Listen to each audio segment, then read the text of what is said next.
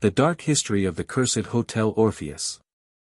The rain fell in relentless sheets, hammering the windshield as Evelyn Grant guided her old sedan up the winding road that led to the ruins of Hotel Orpheus. The wipers squealed as they swept across the glass, barely keeping pace with the storm. She gripped the steering wheel tighter, trying to ignore the unease that coiled in her stomach. The assignment had seemed straightforward enough: research the abandoned luxury hotel and produce an in-depth feature for Forgotten Relics, a magazine dedicated to exploring historical places swallowed by decay. Evelyn, a freelance journalist with a fascination for haunted spaces, had pitched the story herself. She thought it would be atmospheric, maybe even a little creepy, but nothing she couldn't handle. Now, as the silhouette of the Orpheus rose through the curtain of rain, she felt a shiver that had nothing to do with the cold. The hotel stood like a dark sentinel on the cliff's edge, its skeletal frame jutting out against the flashes of lightning. Windows gaped like hollow eyes, their glass shattered long ago. The grand archway that once welcomed wealthy guests now sagged, ivy crawling over its crumbling facade. Even in ruin, there was something undeniably regal about it, like a corpse still wearing its crown. Evelyn parked near the front steps, her boots crunching on gravel as she stepped out. The storm swallowed her in an instant, soaking her hair and coat. She slung her bag over her shoulder and climbed the stone steps, pausing at the entrance. Above her, the weathered nameplate still read, Hotel Orpheus, EST 1903. She knew the stories. Everyone in the region did. Guests who had vanished without explanation. A fire in 1927 that claimed dozens of lives in the ballroom. Murders whispered about in the corridors. And the most chilling of all, the rumor that anyone who stayed within its walls too long began to lose themselves, hearing voices that weren't there, seeing figures that melted away when approached. She exhaled, her breath trembling in the rain. Just stories, she muttered, trying to steady herself. That's why I'm here, to separate fact from fiction. But when she pushed the heavy door open and stepped into the darkened lobby, she couldn't shake the feeling that the hotel had been waiting for her. The beam of Evelyn's flashlight swept across the lobby, illuminating remnants of faded splendor. A grand chandelier, its crystals dulled with dust, hung precariously from the ceiling. Tattered velvet drapes clung to the windows. The marble floor was cracked, water pooling in its crevices. She trailed her fingers along the reception desk, her gloves catching on splinters. A guest ledger sat open, its pages yellowed and curling. She leaned closer, brushing away dust. The last entry was dated October 14, 1952, the night the hotel abruptly shut its doors. Her light flickered. She tapped it, muttering under her breath. That was when she heard it, a faint note of music. It was so soft she almost dismissed it as imagination, but the sound grew clearer, the delicate plinking of piano keys drifting through the silence. Evelyn froze, her pulse quickening. The Orpheus was supposed to be abandoned. Yet the melody floated through the empty halls, mournful and sweet. She followed it, her boots echoing as she moved deeper into the hotel. The corridors stretched endlessly, lined with faded wallpaper patterned in gold filigree. Paintings of stern-faced aristocrats glared down at her, their eyes seeming to follow her every step. Finally, she reached the ballroom.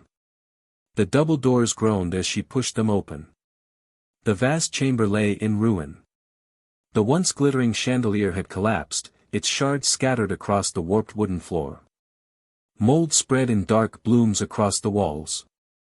And at the far end of the room, where a grand piano stood beneath a cracked mirror, the keys depressed on their own, one after another, playing the haunting melody. Evelyn's throat tightened.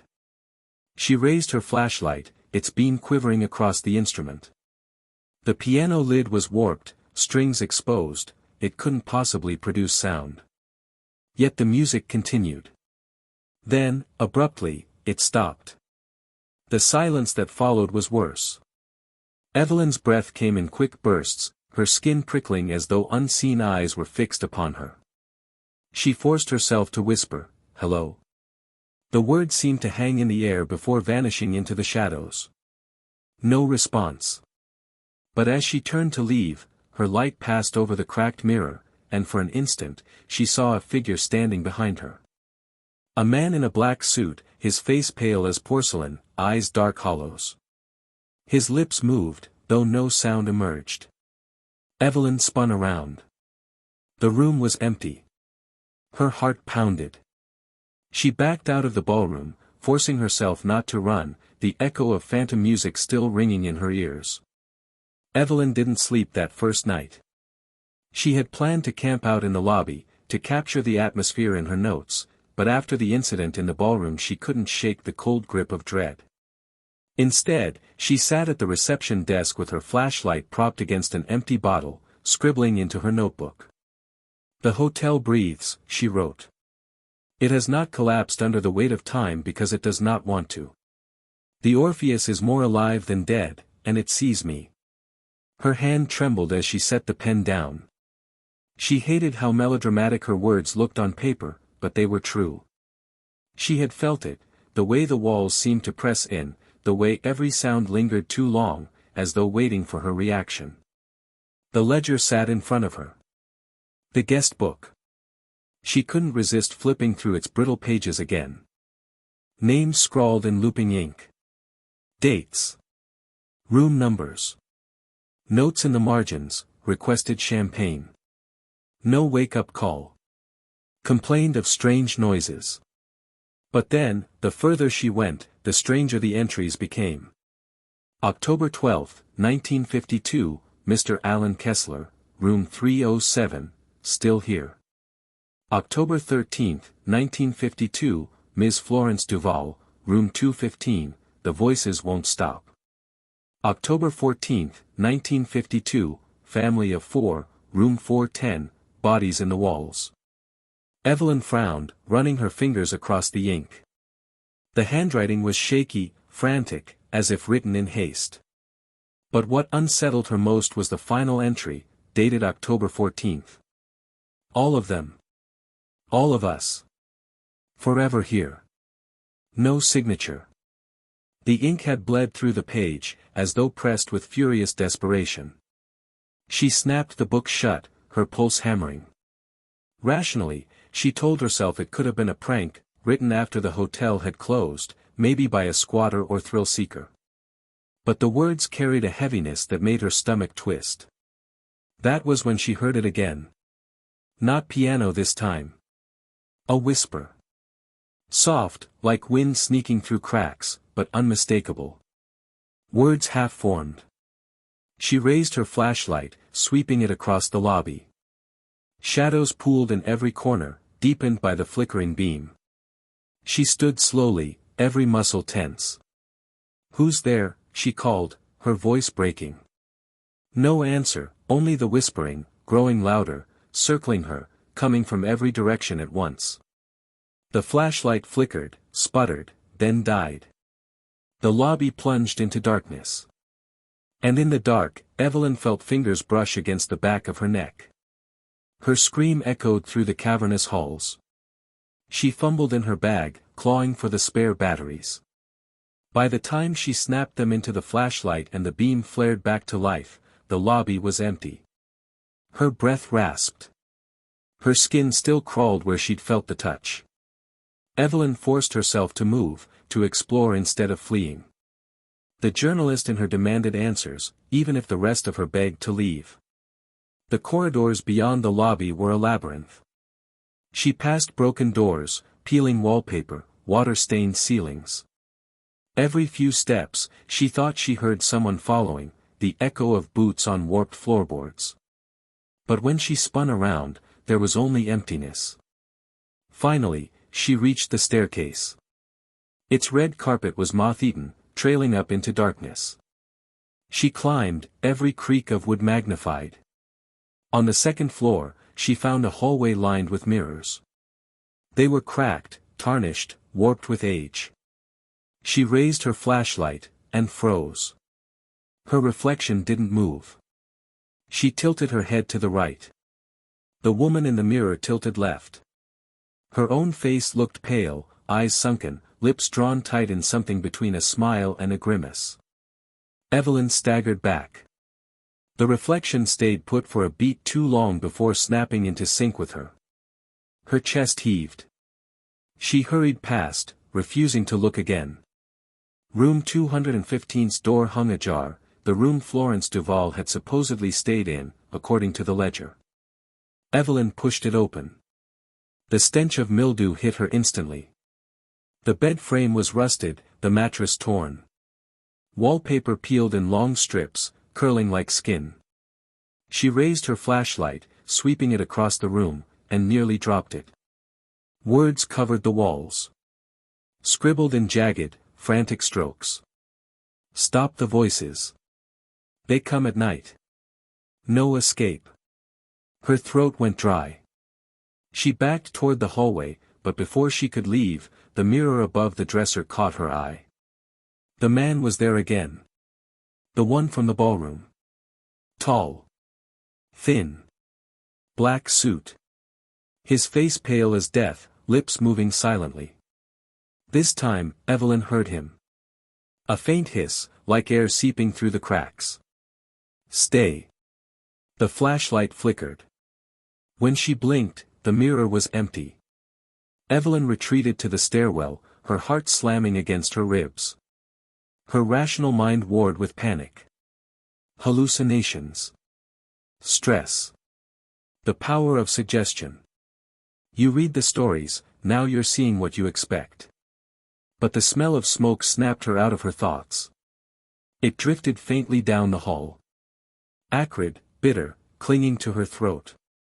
She followed it despite every instinct screaming not to. The corridor widened into another grand room. Or what had once been grand. Black soot stained the ceiling. Charred beams jutted at odd angles. The remnants of chandeliers lay twisted among ashes. This was the ballroom that had burned in 1927. The report said it was the deadliest fire in the county's history, guests locked inside while flames devoured the drapes, wood, and flesh alike. Some claimed the fire was no accident. Evelyn's beam caught movement. Shapes flickered in the corners, silhouettes writhing, arms raised, mouths open in silent screams. The air shimmered with phantom heat. Her lungs burned though no flames touched her. She coughed, stumbling back, eyes watering. And then she saw her. A woman in a gown blackened with soot, skin blistered and cracked. Her eyes glowed with hollow light as she lurched toward Evelyn, reaching out with clawed fingers. Evelyn screamed, stumbling backward, but the woman moved through her instead of grabbing her. Cold engulfed her body, seeping into her bones. When Evelyn spun around, the ballroom was empty. Only ash remained. Her notebook slipped from her trembling hands. She didn't bother picking it up. She ran. Evelyn didn't know how long she ran before she stopped. The corridors twisted endlessly, some looping back on themselves, others dissolving into collapsed rubble. By the time she reached the third floor, her breath came in ragged gasps, her flashlight trembling in her hand. She pressed herself against the wall, forcing air into her lungs. She needed to think. The Orpheus wasn't just abandoned, it was alive in ways that defied explanation. If she was going to survive, she needed answers. Her mind snapped back to the ledger. To the frantic notes about voices, bodies in the walls, forever here. What if those weren't just metaphors? What if the last guests had left behind warnings? The thought steeled her. She would search every inch, document everything. She wasn't leaving without the truth. At the end of the hallway, she noticed something strange, a narrow service door with a rusted lock. When she tugged it, the lock gave way with a screech. Behind it lay a staircase spiraling downward. Not up. Not down to the basement either, the steps led to something in between. She descended slowly, the smell of damp stone and mildew growing stronger. Her boots sank into thick dust. Finally, the stairwell opened onto a dim corridor lined with heavy iron doors. This wasn't on any floor plan she'd seen. The walls were bare concrete, the air suffocating. Evelyn swept her light across the first door. A small barred window was set into it, like a prison cell. She peered through. Inside was a tiny chamber, no bigger than a closet. Chains bolted to the wall. Scratches gouged into the stone. Words carved over and over again, "Let me out." Her stomach lurched. She checked the next room, and the next. Each one the same, cells. Dozens of them. Some with collapsed cots. Some with stains she didn't want to name. And then she found the journal. It lay in the corner of one of the cells, its leather cover blackened with mold. She lifted it with shaking hands, brushing dust away. The first page was dated 1926. The handwriting was elegant at first, belonging to someone educated. A manager. An owner. The Orpheus is not merely a hotel. It is a vessel. The walls are thin here, between our world and the other. I have heard them, the voices, the songs. They promise me greatness. If I feed them, they will keep the Orpheus alive forever. Evelyn's mouth went dry. She turned the page. The guests are easy to take. A missing child here, a vanished traveler there. The hotel swallows them, and in return, it thrives. No rot, no ruin. Eternal grandeur. Page after page documented the descent of a man named Adrian Lockwood, the original owner. He had discovered that Orpheus was built on cursed ground, an ancient burial site where rituals had once been performed to trap souls between worlds. Lockwood hadn't recoiled. He had embraced it. The fire was their doing, not mine.